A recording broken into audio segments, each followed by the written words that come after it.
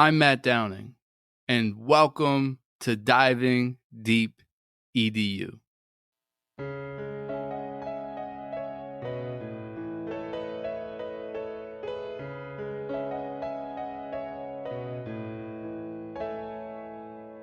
Curious conversations with all types of peeps. Encouraging innovation, we are diving deep. Certainly education is what we like to speak. Fervent with dedication, now it is time to teach. Yeah.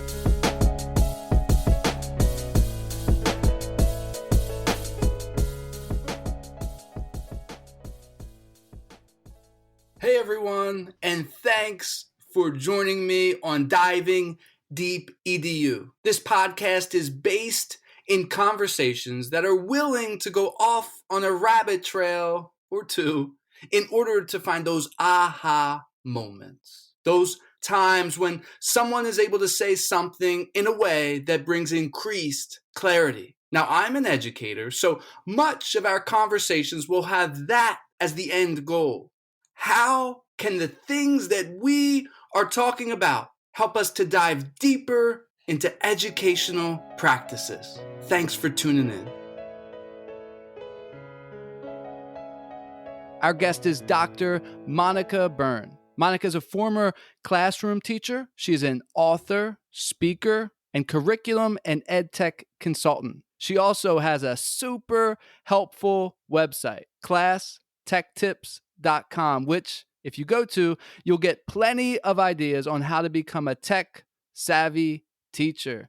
Monica, thank you so much for joining me. How are you doing?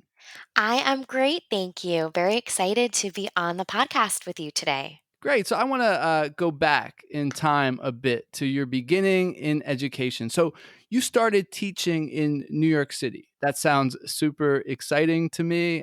Do you have any lasting stories from your beginning years of teaching to get this podcast started? Yeah, absolutely. So I grew up in New York on Long Island, so about an hour and a half from the city, but went away for school and then came back to New York and got a position teaching fifth grade in New York City. And so starting off in a very traditional public school, and then that same school, we were able to receive magnet funding within the time that I was there, and we became a magnet school for environmental stewardship. So it was really a wonderful experience. I often tell what I call a story of the worms of having a composting bin in one corner of the classroom and then an iPad cart in another corner of the classroom, trying to find the balance between the best of both worlds, if you will. Were you able to combine the worms with the iPad work that you were doing? Yeah, I mean, without putting any banana peels or apple cores in the iPad cart, so we were able to do a lot of research and creation on the devices, trying things out pretty early on. So that was in the 2011, 2012-ish time frame. And so it was really an interesting experience to go from, chalk and a chalkboard, overhead projector, transparencies, words we only find, in crossword puzzles, at least on my, in my like day-to-day vocabulary. So it was a big shift in all of our thinking. And it was a really special time to be in that space pretty early on when everything just felt very, very new. And that's really how, I built out some of my networks, was trying to find other people who are interested and excited in ed tech too. Well, I definitely want to hear more about that, but I have to ask you about the worms first. So I recently had a conversation with my daughters. They wanted a worm farm in the basement. And I was all excited to get it rolling and for them to experience the composting that comes from that and so forth. But my wife sort of put a pause on that and told me we weren't allowed to do that. She heard some horror stories of the worms getting out of the worm bin. And it's sort of like, so first of all, there might be some people really interested listening. Yeah. What was that like? We'll get into technology and all, but I'm super interested in the worms for now. Oh, for sure. I could talk about composting and all of that sort of stuff, all the time. So I love it. Yeah. So we started off with like a bin that kind of looks like a Rubbermaid bin that you would put, stuff in your basement or storage, right? And so there's special ones that they make that have the vents on the side. It's kind of low tech. We just filled it up with some newspaper clippings and some worms that I literally ordered from Amazon. done and had delivered to my school because Mm-hmm. there was no, bait and tackle situation near near where I was teaching. And so that was great. But then we upgraded to a more serious system where it was circular trays that you would rotate. And I was a little cautious at first because I taught in the city. And so, sometimes there would be visitors in our classroom. I would come in the morning and kind of just bang things around, to scare everyone away. But we never had any bugs. We never had any increased issues with mice or any kind of crawlers.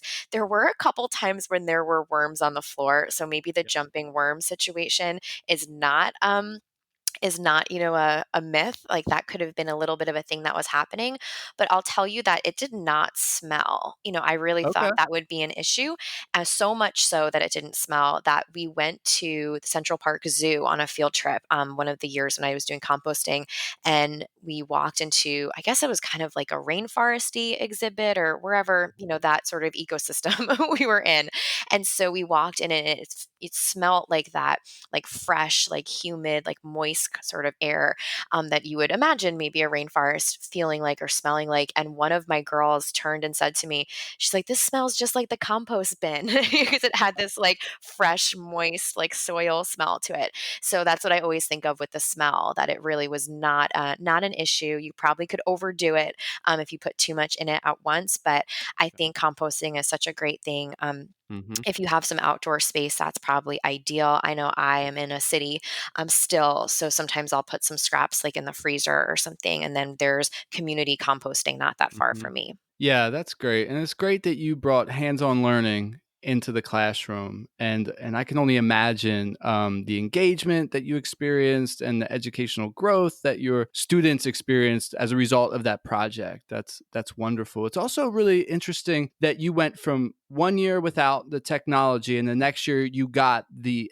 iPads into your classroom through that grant. Mhm. In what ways did you see that transform the learning experience for your students? It was not like a magical delivery, which is somehow is sometimes how I think, we position it. We got these iPads. This is before, Apple Classroom or Apple Configurator or any of those sort of things. So like really early on. And so for me, it was a big learning process of, if we're typing up those persuasive essays, what's the difference here, right? What's the Mhm. value add if you're emailing me your work when you could have just handed it to me, right? So it's really became a big shift in thinking. And that's where the task before apps phrase, it's the title of one of my books.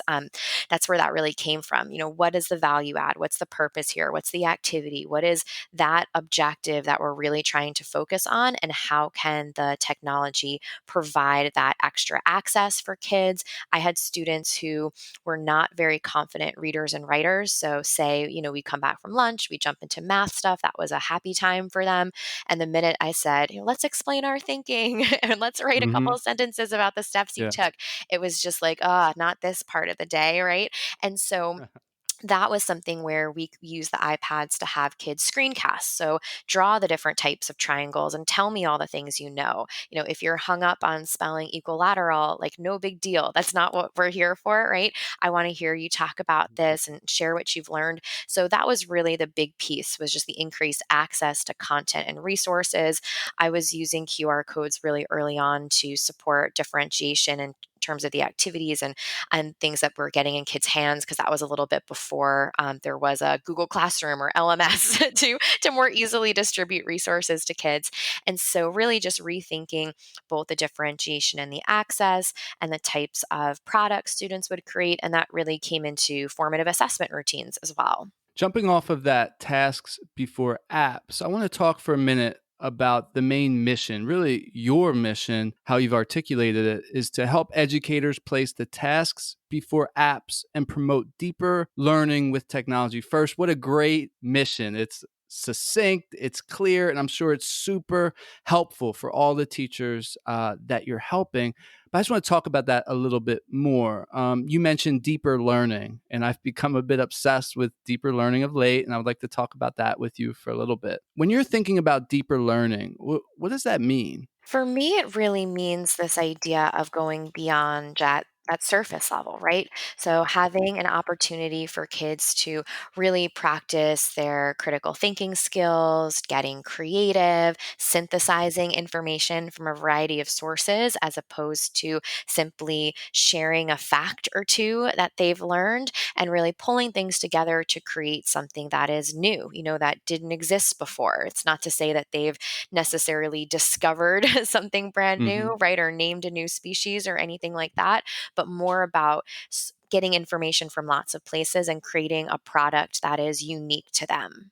So if you went into a classroom, if you could give an example or two, like what would deeper learning look like? So having students say, we'll come back to that persuasive essay example, right? Hmm. So just the type it up situation is not really what, we're going for. It's more about having kids think deeply about those ELA skills. So how do I hook my reader or listener might be something that they bring into a conversation with someone that they are, creating a public service announcement. So they've done some research, they're looking to see what other types of examples are out there, they're looking for data around the topic and they're pulling it together into a video format.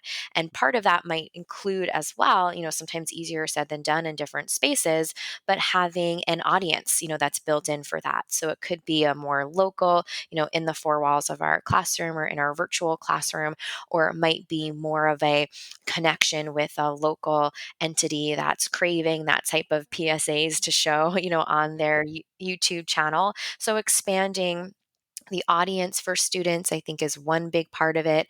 Having kids be able to work with in partnership with others that are maybe nearby or maybe far apart, and have them create something that, we in the past would say like tangible, like hold it in your hand, glitter and glue, right? But that also translates to the file or the thing that they've uploaded or published in an online space as well. It's really interesting thinking about the audience as one of the primary points. I don't think people often do that. And I think it is essential. Why do you list that as one of the top things that makes learning go deeper? Well, having and setting that purpose for students, I think, is really important because it provides an authentic experience for them. They have something that they're working on, a mission, someone who's going to see and celebrate, and maybe even impact and affect in some sort of change way, right? Changing their opinion, changing how well they understand something, changing someone's perspective on the world. So, just like anytime we have a purpose for anything that we do, we could be building a deck and we have a purpose and an audience for that.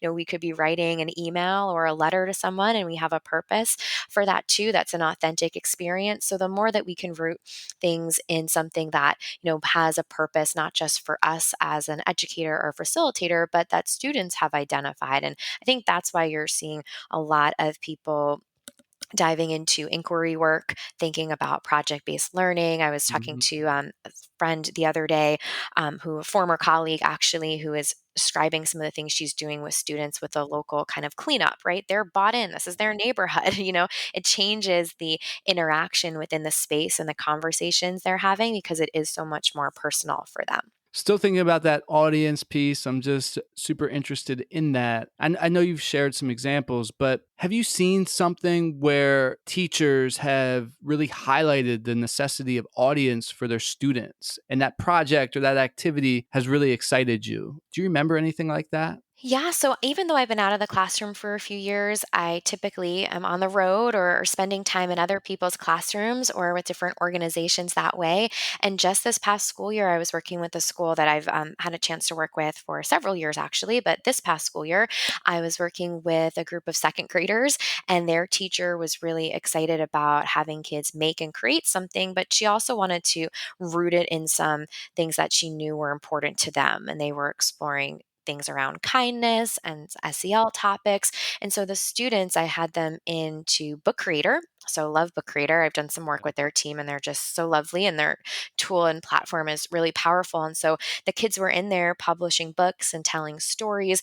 And they knew that not only was the person next to them part of their audience, but that they could take a peek in and look at each other's books. And they ended up publishing it, their whole library, and it went up on their school website. That was kind of the end goal for it was to have something that would be more public facing and celebratory that way. So for as much as having an audience could include having students create, collages or posters that they put on a class Instagram, or that they partner with a national park or something and to put Yeah. on their feed, that could be part of it, but it doesn't have to be as scary if someone's kind of going for their first go of it. There's lots of ways to connect with other classrooms if you're looking for student partnerships or student audiences. Flipgrid and their Grid Pals is a really great way to make connections, but even something like building off a relationship from a mystery Skype might be part of it. But I think one of the powerful things about audience that kind of takes it even, in a different direction than the student component, because I think the student component and the buy-in and the authenticity is really clear. But another important thing I think to consider, is bringing other people into a school community. And so if you are able to partner with that local business that might not have kids in the school district, or you're able to partner with a local person who's making decisions that impact everyone in the school, you're changing their perspective. You're helping them better understand what goes on in a school by kind of giving them that inside look too. So I think there's a real big aspect for community buy-in that shouldn't be ignored. It might not be your primary reason, right? Just to get other Yeah. people to know about the school or support the school board or the next Hmm. budget proposal or anything like that. But I think that there's those secondary pieces that would be silly to ignore that can really be an outcome of expanding audience as well. I totally agree that the audience, right? You're developing the audience, but then you're also including the stakeholders within the educational experience. And a lot of times, these stakeholders that you talk about, those businesses are ignored, or they're not brought into the school, and many of them have gifts and talents that they would love to share and be a part of the school community. So that's great that you're pointing that out. Hopefully people listening are taking note, and they're going to reach out to some of those local businesses and other local stakeholders. Another part of your mission is tasks before apps. You also have a title. Give a shout out to Tasks Before Apps: Designing Rigorous Learning in a Tech-Rich Classroom. So tasks before apps. Now that's a mighty task. That's difficult for me to do as well in this distracted world. How do you go about doing that? Yeah, so with the book is really all about placing those learning goals front and center. And in the book, there's chapters on creation in the classroom and creativity, collaboration, and having kids working together, as well as curiosity. So having kids go out and explore their world in different places. And so just this week, yesterday and the day before, I was working with a school in Texas. So unfortunately, wasn't able to be on site with them as we had planned, although it's been Texas hot here in New Jersey. So I got the same weather pattern, I think, as if I had been out there with them. And so we were doing some work virtually this week instead. And I was able to, go through this idea and look at some things alongside them. And we really focused in on the creation part together. We really went through what does it look like when we use an open-ended creation tool. If you have an opportunity to bring kids into this blank canvas or space, if you're making movies, if you're having them record a podcast episode, there's no one way to do it. You might have a tool like Spark Video. I love the Spark tools. I've done some work with their team too, and they're just so great and powerful and free and all the things, right? Which is why they kind of had been at the top of my list before I even connected with their team. And so with that one, it's not a movie making tool for a math tutorial or a book trailer tool. It's not a tool that you use for a science lab report, but you could use it for all of those things. And so that's really what we talked about with the group yesterday. And I talk about in the book. And often when I come in and have a task before apps conversation with a group, Hmm. it's really about leveraging the power of those open ended tools and having kids in a space where they can make the most of audio and text and icons and images and pull that all together to tell the story of their learning, no matter what it might be in terms of the topic or the content. And what I like about those tools, and yesterday was a day where it was a, K-12 audience, cross-curricular audience, right? Like, yeah, we could really get into the weeds with talking about how you could use this for reading responses, but it also lends itself really well to that casting a wide net. And so especially as we are looking, into the fall of remote learning and hybrid learning and classroom learning that might anticipate switching to remote learning at one point or another throughout the school year, having those kind of tools in your tool belt lend itself well to a variety of tasks. So I think it also is a compelling thing to think about as teachers are planning and trying to make the most of their time with students, giving them a space where they essentially could choose their own adventure, but that they also have structure and guidance and support as needed. Yeah, it's great that you start off with values first, values like creation. Now, you've mentioned a couple apps. You gave Book Creator, you've mentioned a couple others. What are some of the best, because people want good tools, right? What are Mhm. some of the best tools or apps that you would recommend that can help utilize some of these deeper values? Yeah. So, first, I would say top of the list are the tools for me that fall in the open ended creation tool. So, blank canvas, use it for lots of things, right? So, Book Creator for sure, Spark Video and Spark Page and Spark Post for sure. Really love that you can do so much within that suite, and those ones are free and just fantastic. I also really love Flipgrid. I have a podcast called the Easy Ed Tech Podcast, and I just recorded an interview that'll go out in August with Ann Cosma from Flipgrid, and she invited in a teacher who I hadn't gotten a chance to meet before. Called his name is Mike Muhammad, and he talked about Flipgrid Shorts, which you can have. You can make instructional videos in there, and of course, with Flipgrid, you can use it to have kids do asynchronous and synchronous types of responses. So I'm really looking for things when I'm, on the hunt that are flexible, that you can use in lots of different ways, that have easy access for kids, in addition to all of the other things in terms of just privacy and Hmm. feeling compatible on different devices. Yeah, so for teachers, yeah, that list was super helpful, and it was also helpful that you kept it concise because it can get overwhelming, right? So, Yeah. so what would you say, right? And you've already hit on this a little bit, but I want to hit on it again. What would you say to teachers that are getting overwhelmed by all of these new tech tools? There are so many out there, and I know sometimes I'm guilty of making the space a little noisy when I come along with something that I love or that I share out and to, and especially, this spring when there were a lot of companies that were, opening up their tools for wider access, it became pretty noisy pretty fast. And so, that was a great and wonderful thing in a way, right? But what I typically say, and I, I almost always use this metaphor when I start a presentation that has a number in the title. So I often go to conferences and I'm doing presentations like 15 this or 24 this, and it's great because we're all the same way where we click on those things because we know that on that list of whatever it might be, two of those things might be useful, right? So we all come in with that mindset of trying to get something valuable from a list like that. But what I typically tell people is, you don't want all of the tools in your tool belt. Think of a physical tool belt that was around your waist. It's going to be too heavy if you have everything in it.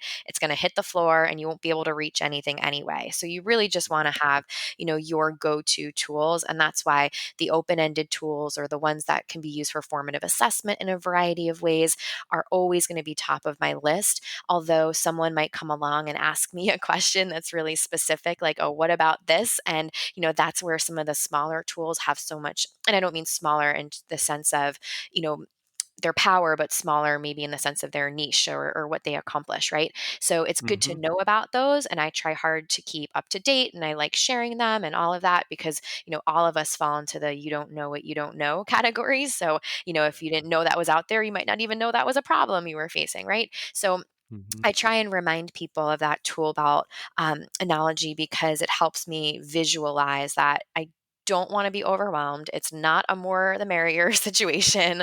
I want to really focus in and prioritize on quality versus quantity. And I think with remote learning being front of mind, you don't want to overwhelm children or families or teachers if you are coaching and supporting your colleagues with too many things, because you're just not going to have the quality interactions that you would want. Yeah, that tool belt analogy is helpful for me too. Just sitting here talking to him, like, yes, the belt is on. How many tools can you fit in that? It's not endless, so you have to sort of pick and choose. That's really helpful. And you did mention formative assessments, so I can give a shout out to your other book, Formative Tech: Meaningful, Sustainable, and Scalable Formative Assessment with Technology. And you've brought that up another time in our conversation. Formative assessments with technology. Why are formative assessments important in the learning process? Yeah. So, I mean, taking technology out of the equation, like pre Yep, iPad, right, or pre exactly. Chromebook, we know that formative assessment is crucial.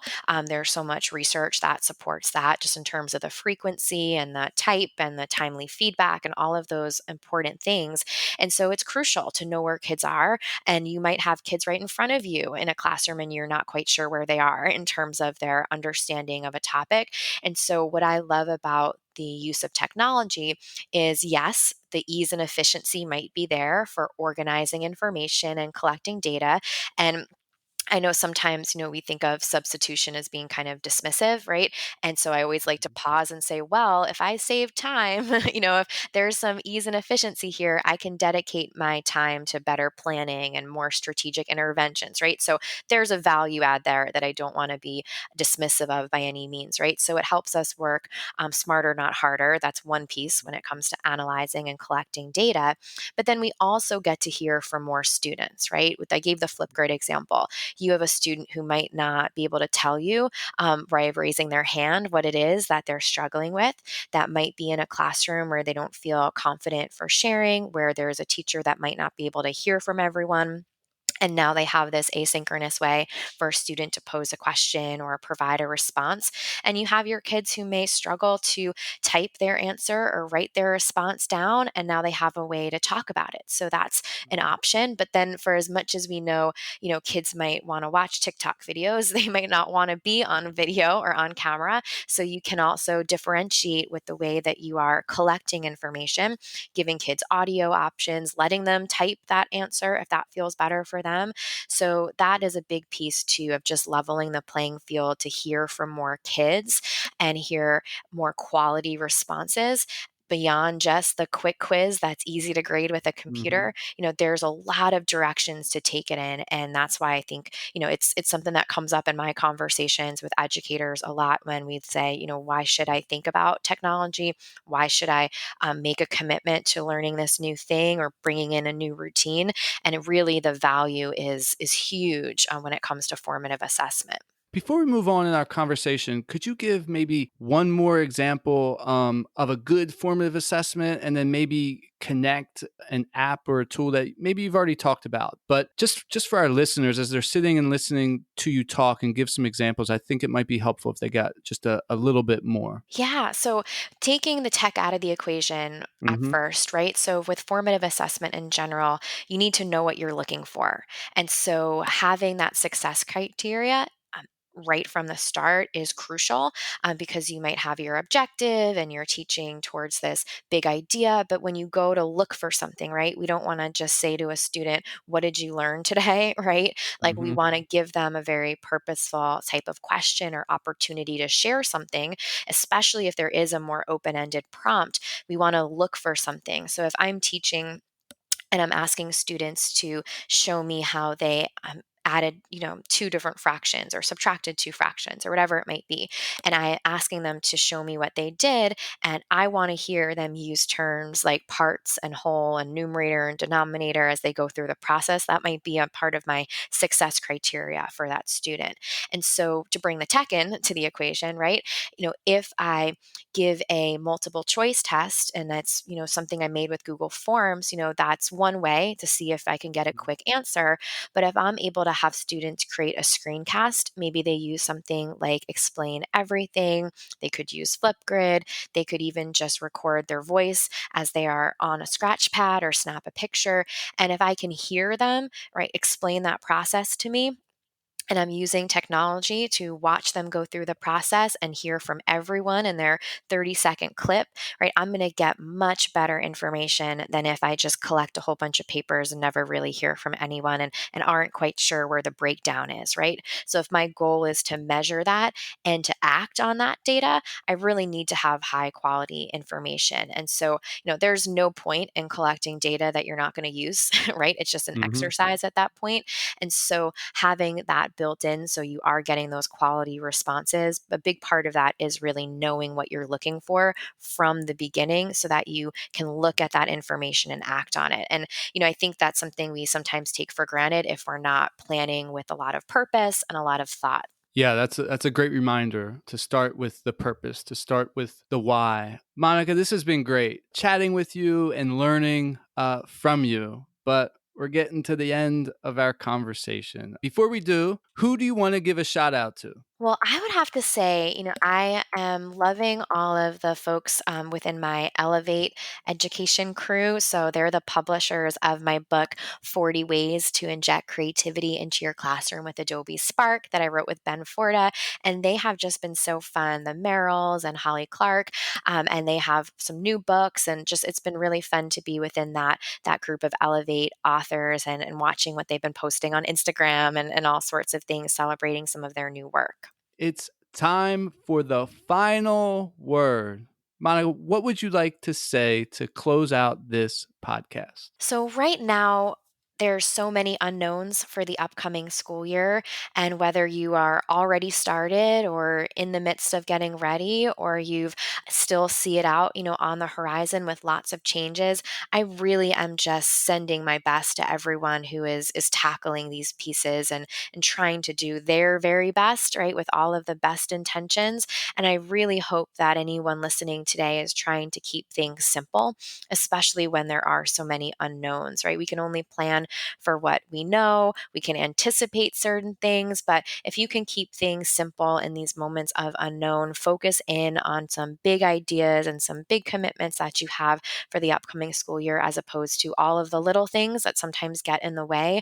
That's kind of the big the big thing I'd love to leave everyone with today. Great. Thanks for closing with those words. Monica, this has been a wonderful conversation. Thank you so much for joining me on Diving Deep EDU. I appreciate your time. I appreciate sharing your experiences and helping us think deeper about all of these important issues. To those listening, thank you. Thank you for tuning into Diving Deep EDU. If you like this episode, subscribe, share it out, post a review on Apple Podcasts. All of those things will help get this podcast out to more people.